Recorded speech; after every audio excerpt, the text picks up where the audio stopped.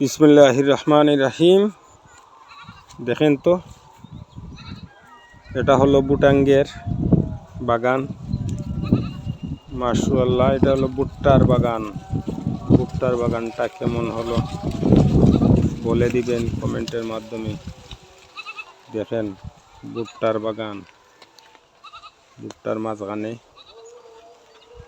আমাইছে আপনাকে দেখাইতে সক্ষম হয়েছে। মাশাআল্লাহ, অনেক ভুট্টা, ভুট্টা আর ভুট্টা। শুক্রিয়া, কত বড় বড় গাছ হয়েছে ভুট্টার গাছ, দেখেন তো। শুক্রিয়া আল্লাহ দরবার, অনেক সুন্দর লাগে ভুট্টার গাছটি। দেখেন কত ভুট্টা, মাশাআল্লাহ।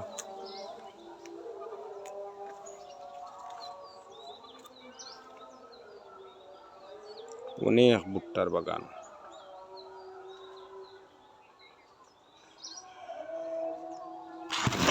অনেক ভুট্টা।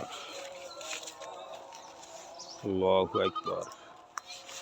আসলে দেখেন, যারা কৃষিক্ষেত করে ওরা আসলে অনেক শ্রম দেয়, কিন্তু আমরা দেশের মধ্যে অনেকে কৃষিক্ষেত ছেড়ে দিয়েছি, যার কারণে দেশের মধ্যে অনেক অভাব, অনেক অনটন। যদি দেশের মধ্যে কাজ কাম বাড়াতে হন তাহলে কৃষিক্ষেত করতে হয়। কৃষিক্ষেত করলে অভাব অনটন দূরে থাকে। দেখেন ওই যে ক্ষেতটা করেছেন, আল্লাহর রহমতে হয়তো আল্লাহর খুশি, যতটুক ইনকাম হওয়ার হবে এটাই সত্য।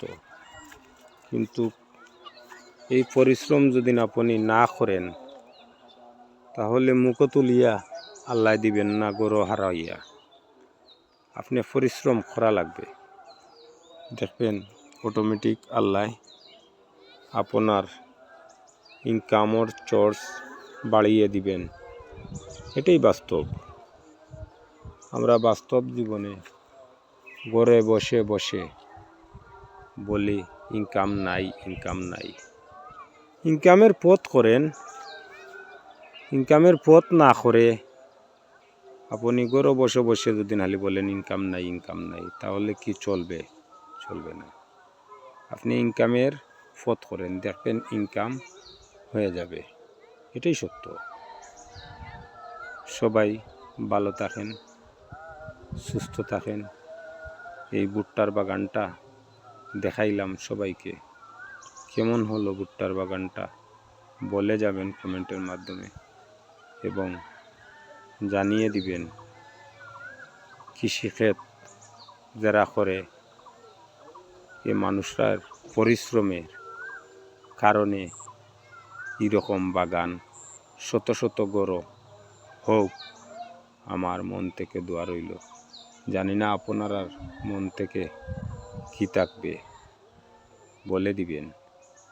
আলহামদুলিল্লাহ।